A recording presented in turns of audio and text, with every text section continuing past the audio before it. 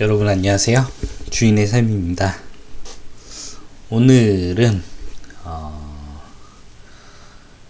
아파트 실거래가 아파트 투미 있죠. 아파트 투미. 네, 구 아파트 실거래가 거기 그 매일 올려주시는 그 자료를 바탕으로 제가 시장을 분석하는 작업을 합니다. 그래서 오늘 제가 시장을 어떻게 보고 있고 어떤 지역들 보면 되는지 한번 영상으로 준비를 해봤습니다. 네.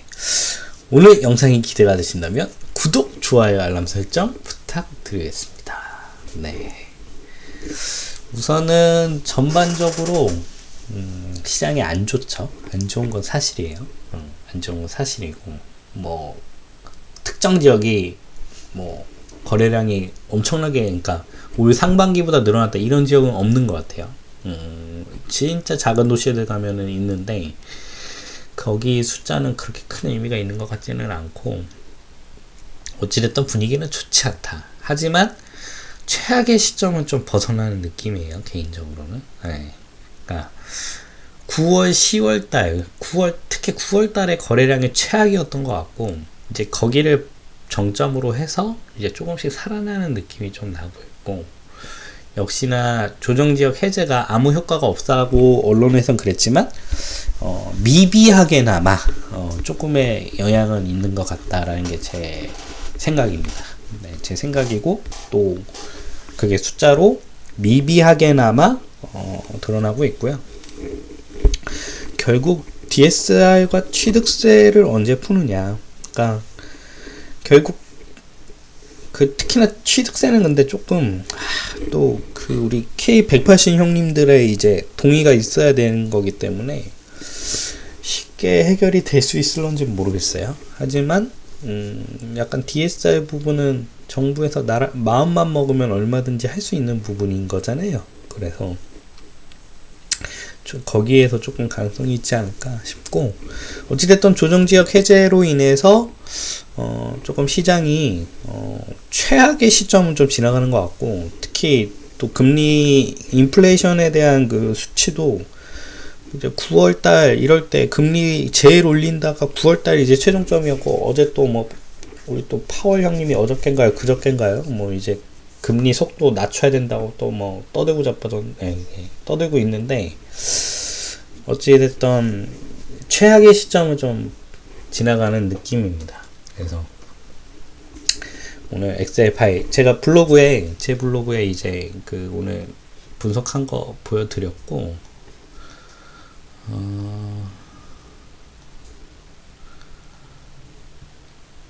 네, 여기 그 제 블로그에 보시면 이제 제가 글로 정리한 거가 있고요. 그 다음에 여기 맨 밑에 이제 공감 눌러주시고 이웃해주시고 댓글 남겨주시면 제가 지금 보는 요 엑셀 데이터 요거를 보내드립니다. 그래서 요것도 블로그에 한 번씩 오셔가지고 주시면 본인이 자유롭게 활용해 보실 수 있도록 무료로 나눠드리니까요. 제 블로그도 활용해 주시면 좋을 것 같아요. 네. 우선은 거래량부터 보죠. 거래량. 그러니까 오늘이 12월 4일인데, 그러니까 11월 말일까지 이제 10월 데이터가 다 쌓이는 거죠. 그러니까 10월에 거래된 아파트는 11월 30날까지는 등록을 해야 되는 겁니다. 왜냐면 30일 이내에 등록이 되었기 때문에. 그래서 10월 데이터는 이제 확정이에요.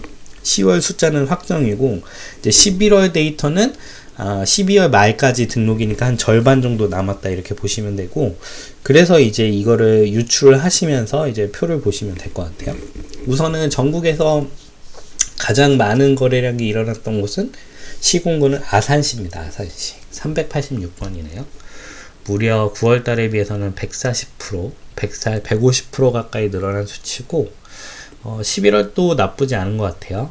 160일에 등록됐다는 거는 이제 11월 등록 기간이 한 달 정도 남았기 때문에, 절반이 지나갔기 때문에 한 대략 어림짐작으로 한 320건 정도 거래가 된다고 보시면 됩니다. 그러니까 320건이면 많은 숫자냐? 뭐 많은 숫자는 아닙니다. 상반기에 이제 그 대선 이슈 때 그때 좀 거래량이 조금 살아났었죠. 작년보다는 아니지만 그런데 이제 그때 수치보다는 못하고, 근데 이제 아까 말씀드린 대로 이제 9월 달이 제가 봤을 땐 최악이었던 것 같아요.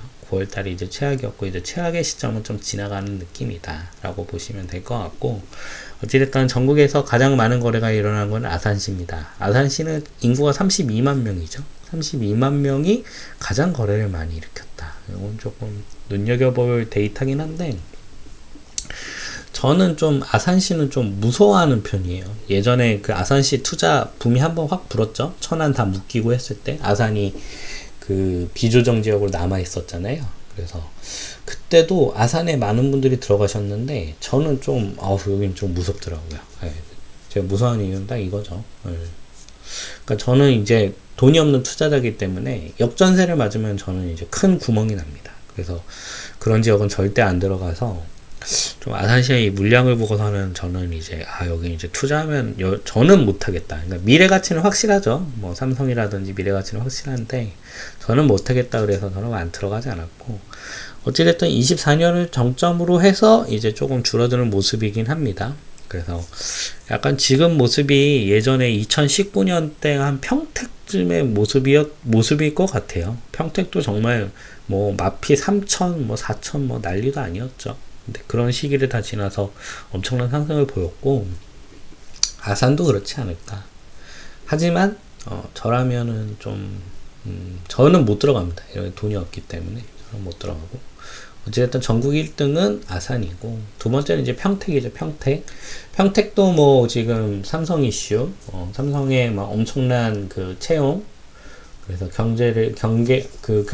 그 지역 자체의 경제를 활성화시키고 고용이라든지 이런 것들을 활발하게 일어나고 있다 라고 얘기를 하고 있고, 뭐 그냥 뉴스에서도 뭐 일자리가 넘쳐난다 뭐 이런 얘기 하는데, 집값은 조정받는 것 같아요. 집값은 조정받는 것 같고, 뭐 월세나 이런 것들은 잘 나간다고 하는데, 집값 조정은 뭐 확연히 드러나고 있다 라고 보시면 될 것 같고, 뭐 집값이 아예 계속 오르거나 뭐 그러지는 않은 것 같아요. 고덕 자연엔자이도 보시면 많이 내려갔죠. 그래서 뭐 지금 뭐 평택을 호재만 보고 뭐 투자하기에는, 물론 뭐 오른 폭이 어마어마했지만 하락폭도 만만치 않다.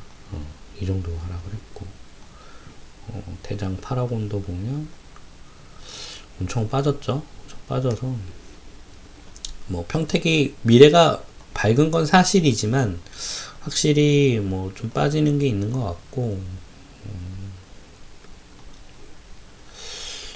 지지역도 시합 이런 것들은 괜찮네요. 호가는 어떤지 모르겠지만 역시나 좀 최고점에서는 좀 빠지는 느낌이죠. 구축들은 좀 괜찮나? 네. 구축들도 뭐 좀 빠지는 느낌입니다. 여기 투자 많이 하셨죠? 네. 국리, 고덕, 여기 바로 그 삼성 공장 바로 건너편에 있는 구축들, 뭐 많이 빠졌고, 평택역 한번 볼까요? 평택역도 많이 빠졌죠. 그래서 뭐 평택이 무적이다 뭐 이런 건 아니지만, 어찌됐든 지금 분위기에 가장 그래도 그나마 거래가 되는 곳은 저는 평택이라고 보고, 물론 평택이 상반기에는 거래량이 어마어마했죠. 어마어마하게 했는데 뭐 그것 치고는 뭐 그렇게 일어나고 있지는 않지만, 그나마 지금 전국에서 제일 활발하게 일어나는 데가 평택이고 아산이지 않나. 그리고 아산에 비해 평택은 조금 더 유리합니다. 아산은 지금 시작이라고 보면 되고, 평택은 최고 위 2019년 이 시점은 지나갔죠. 이 시점 지나갔고, 이제 올해 내년 쭉 줄어드는데 25년에도 입주가 많이 했네요. 이번에 분양을 많이 해가지고 많이 한 것 같습니다. 평택은 저도 이번에 하나 들어갔는데, 어찌됐든 미래 가치가 확실하고, 그리고 또 저는 워낙 저렴하게 잡아놔서 좀 가격이 빠져도 버틸 수 있는 정도의 하락인 것 같아요. 그리고 전세도 가장 최근에 맞췄기 때문에 어찌됐든 뭐 평택은 저는 계속 들고 간다 라고 보시면 될 것 같고, 25년의 물량이 또 적지 않네요. 문제는 평택은 지금 여기 고덕 신도시가 아직도 많이 남아있기 때문에 이 다빈 땅이죠. 가보시면 진짜 다빈 땅이에요. 그래서 역시 뭐 강력한 호재는 있지만 그만큼 입주 공급도 많다. 평택이 뭐 닥치고 평택에 지금 가서 바로 사야 된다 이런 느낌은 아닌 것 같고 좀 하지만 평택은 지금 시점에 꾸준히 체크는 해셔야 된다라고 보시면 될 것 같고요. 그 다음에 김해, 구미 이런 것들이 있는데 김해는 뭐 매번 똑같이 거래량이 많은 곳이죠.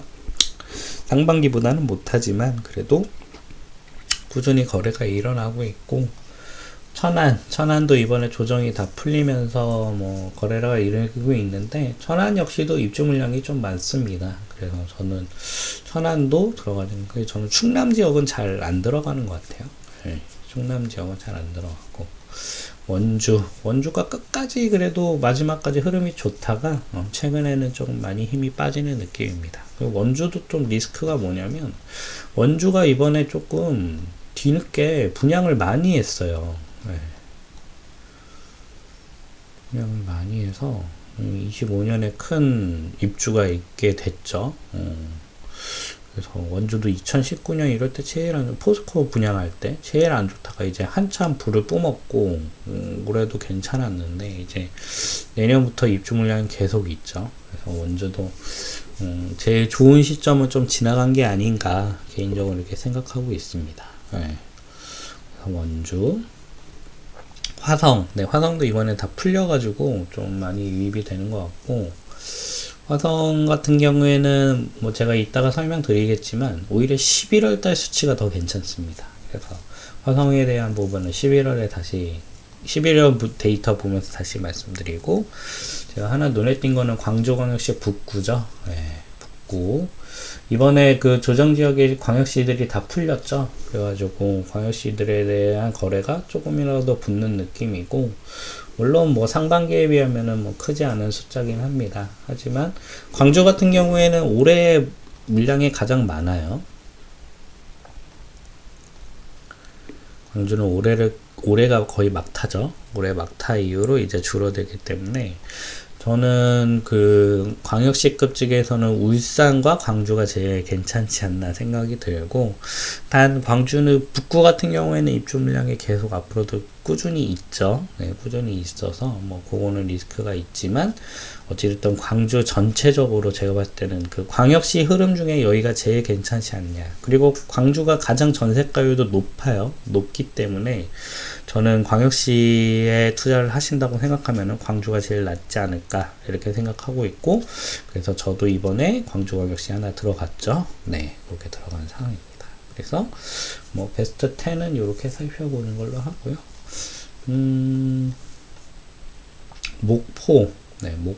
목포가 인구수 대비 그래도 입주 물량이 그 거래량이 좀 터지고 충주 뭐 이렇게 있네요.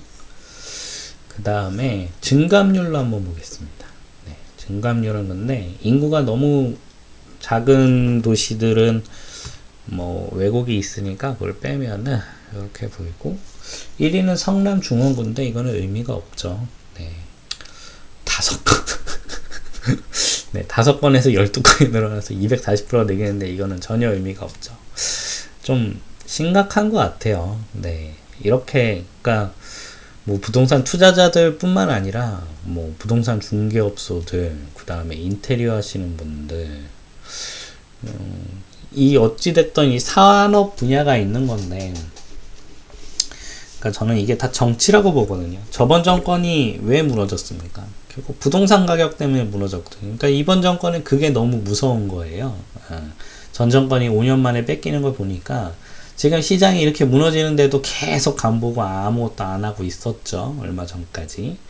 그래서 이제 이런 거래량이 됐는데 이제는 그러니까 규제 완화가 아니라 이제 정상화에 좀 해야 되지 않나. 그러니까 우리가 알고 있는 방식의 거래를 할 수 있게 좀 해야 뭐 시장 경제도 그렇고 나라 경제도 도움이 되는 게 아닌가 이렇게 생각을 하고요.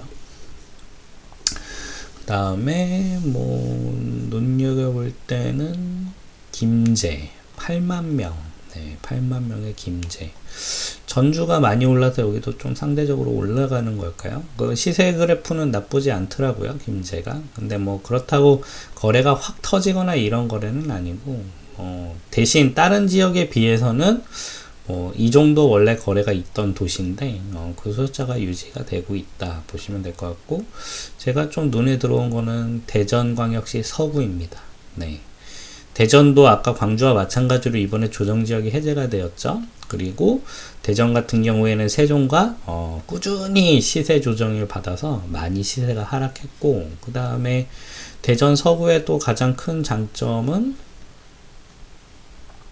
보면은 입주 물량이 25년까지 없다라는 거죠. 결국에는 한 바퀴 돌릴 타이밍이 나오는 거고, 25년이 좀 많네요. 25년은 언제 들어온지 좀 볼까요? 25년 1월부터 25년 12월까지 2월 달에 좀 많네요. 둔산 더시아. 네. 어찌됐든 그 대전 서구에 입주 물량이 없기 때문에 조금 스마트하신 분들이 먼저 들어가는 게 아닌가, 또 용감한 분들이 먼저 들어가는 것 같긴 해요. 그래서 지역 분석도 한번 해볼까요? 대전 서구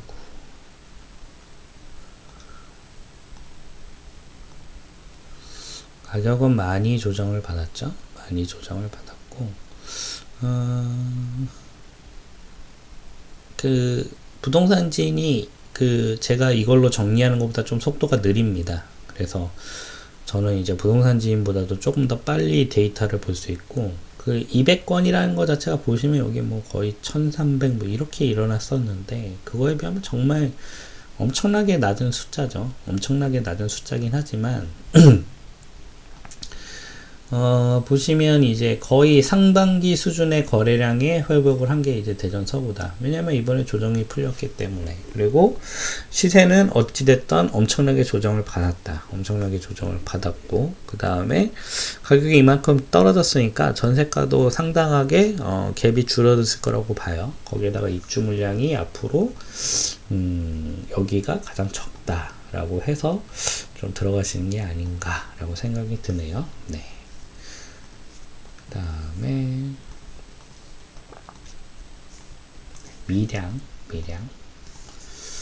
밀양도 시세가 나쁘지 않더라고요. 밀양 제가 경매 물건 몇 번 있어서 계속 지켜보고 있었는데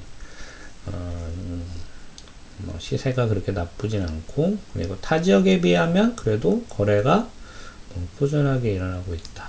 김천, 네, 김천도 그렇죠. 김천은 입주 물량 없죠. 입주 물량 없어서 좀 김천에 들어가는 게 아닌가라고 생각이 들고, 제가 또 눈여겨보는 데는 여기입니다. 제천. 네, 제천 보시면 거의 상반기 수준까지 올라왔죠. 상반기 수준까지 올라왔고, 제천 같은 경우에는 입주 물량이 몇 년 동안 없었죠. 그랬었는데 지금 문제는 제천에 이번에 분양을 좀 우르르 한 번에 한 게 있어요. 그래서 그게 또 이렇게 뭐 완판이 안 나고 워낙 고가로 분양이 됐기 때문에 그런 리스크는 좀 있는 것 같다라고 보시면 될 것 같고, 어찌됐든 제천이 좀 거래량이 한번 터져줬어요. 그런 부분들. 그 다음에 파주도 제가 이따가 설명을 드릴 건데, 파주 같은 경우에는 화성과 마찬가지로 어떤 이슈가 있냐면 이제 GTX-A 이슈가 있죠. 그래서 그거는 11월달 DB를 보면서 말씀드릴 수 있도록 하겠습니다. 자, 그 다음에 11월 거래량 한번 볼게요. 전국에서 제일 많이 거래가 된 11월 달에 1위는 김해네요. 김해 같은 경우에는 꾸준히 거래가 됐고, 되는 도시고, 4월 같은 경우에 한 800건까지 거래됐는데 그 숫자에 비하면 많이 부족하죠. 많이 부족하고, 그 다음에 평택, 네, 평택 역시 숫자 들어오고요. 그 다음에 화성, 네, 여기 화성과 파주가 나란히 있습니다. 화성과 파주가 나란히 있고, 이거를 어림세법으로 하면은 화성이 한 350건, 그리고 파주도 한 350건 정도 11월에 거래가 일어날 수 있다라는 걸 어림짐작할 수 있죠. 340건이면 어떻게 된 거예요? 파주 같은 경우에는 상반기, 그러니까 올해 가장 분위기가 좋았을 때보다도 거래량이 많습니다. 물론 올해 거래량이 가장 좋았을 때, 분위기가 좋았을 때가 작년에 비하면은 턱없이 부족한 숫자긴 하지만, 그럼에도 불구하고 올해 상반기를 넘어서는 거래량을 보이는 도시가 거의 없는 반면에, 지금 화성과 파주 같은 경우에는 그 수치를 넘어서거나 근접한 수치를 보여주고 있어요. 이거에 대한 내용은 무엇이냐? 바로 그러면 화성과 파주의 가장 큰 이벤트는 GTX-A 개통입니다. GTX-A가 2024년 개통으로 지금 눈앞에 가시권이 오고 있죠. 지금 많은 사람들이 그 GTX-A에 대해서 조금 잊은 것 같아요. 잊은 것 같은데, 뭐 GTX-B, C, D는 지금 영영 정말 우리가 뭐 언제 볼 수 있겠느냐 정도로 지금 뭐 하나의 뭐 이벤트 없이 진행이 되고 있는 반면에, GTX-A는 이미 착공을 하고 있고 한창 공사를 하고 있고, 이제 다음 달이면 23년인데 24년이면 이제 정말 눈앞에 다가온 호재인 거죠. 눈앞에 다가온 호재. 그래서 제가 봤을 때는 화성과 파주에 또 이번에 각각 그 조정 지역이 해제가 됐죠. 그래서 좀 유입이 되는 것 같고, 뭐 화성도 엄청나게 떨어졌죠. 네, 화성도 엄청나게 떨어졌고.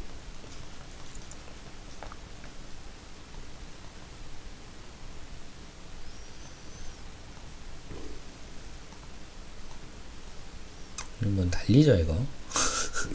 네. 어이구야. 네, 이렇게 떨어졌는데 여전히 매점 갭은 크네요. 네. 어찌됐든 또 가격이 이만큼 떨어지니까 또 메리트도 느끼는 것 같아요. 그래서 어찌됐든 GTX-A라는 강력한 호재가 있기 때문에 제가 봤을 때는 화성과 파주에 좀 먼저 움직이시려는 분들이 유입이 되는 것 같고, 파주도 이번에 많이 떨어졌습니다. 파주도 이번에 많이 떨어졌죠.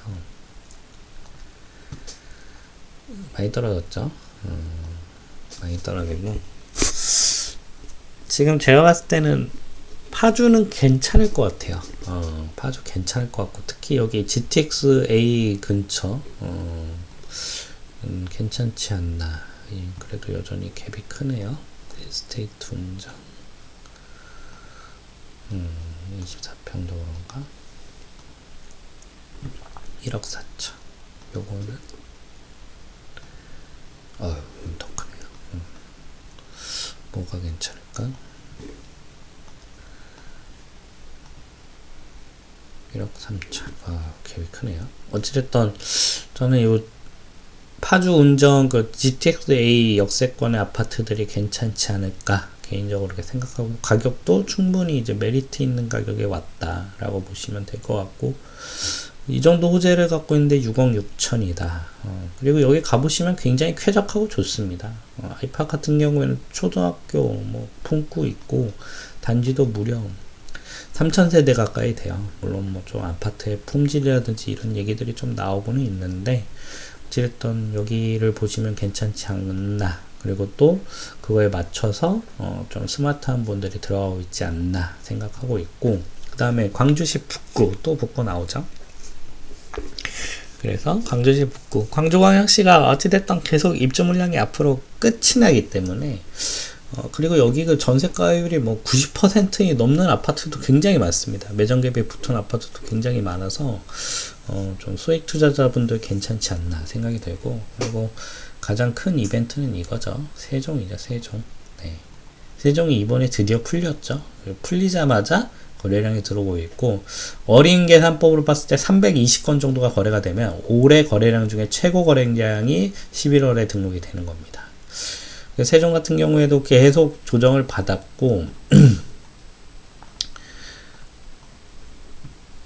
세종도 정말 어마어마한 물량들이 이제 어떻게 보면 끝이 나가죠. 끝이 나가기 때문에 세종 나쁘지 않지 않을까 개인적으로 생각하는데, 세종 같은 경우에는 아무래도 그 전세가가 받쳐주지 못하는 도시이다 보니까 좀 그런 이슈들이 있지 않나 뭐 이렇게 생각이 들고, 그럼 뭐 여전히 뭐 매점 갭은 엄청나게 벌어지고, 근데 워낙 떨어진 기간도 길었고 폭도 컸죠. 그래서 지금 세종에 사람들이 좀 관심을 갖는 게 아닌가 개인적으로 이렇게 판단을 하고 있습니다. 그래서 세종. 그래서 이번 달 그 거래 대량이 얼마나 등록되는지 한번 꾸준히 살펴보셔야 될 것 같아요. 그래서 이렇게 보면 되고, 증감률로 한번 보겠습니다.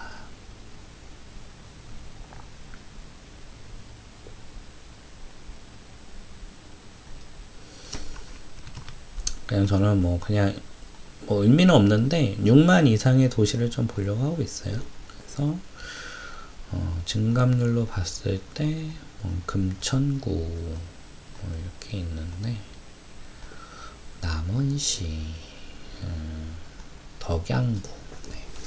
일산이 원래 그 일기 신도시 특별법 때문에 굉장히 핫하다가 속았다고 난리도 아니죠. 그래서 거래량이 좀 줄어들었는데 그럼에도 불구하고 조금씩 올라가는 느낌입니다. 거래가 그래도 조금 발생되는 느낌이고, 일산 동구, 네. 울산 남구. 울산 같은 경우에도 제가 봤을 때는 광역시 중에 가장 흐름이 좋은 데는 울산과 광주이지 않겠느냐. 나머지 지역은 아직도 입주 물량이 너무 많죠. 그래서 저는 울산과 광주가 제일 괜찮지 않나 생각하고 있는데, 울산시 남구에 가장 많은 거래가 터졌고, 지금 계산해보면 한 300건 정도 등록이 되면은 가장 올해 좋았던 4월달 거래량만큼의 숫자가 들어오게 되는 거네요. 울산 같은 경우에도 입주 물량이 거기 재개발 되는데 조금 말고는, 네, 23년 울산시 남구 한번 볼까요? 네, 이렇게 끝이 나죠. 올해 끝으로 이제 울산시 남구도 끝이 나기 때문에 좀 스마트한 분들이 먼저 들어가는 게 아닌가라고 생각이 되고요.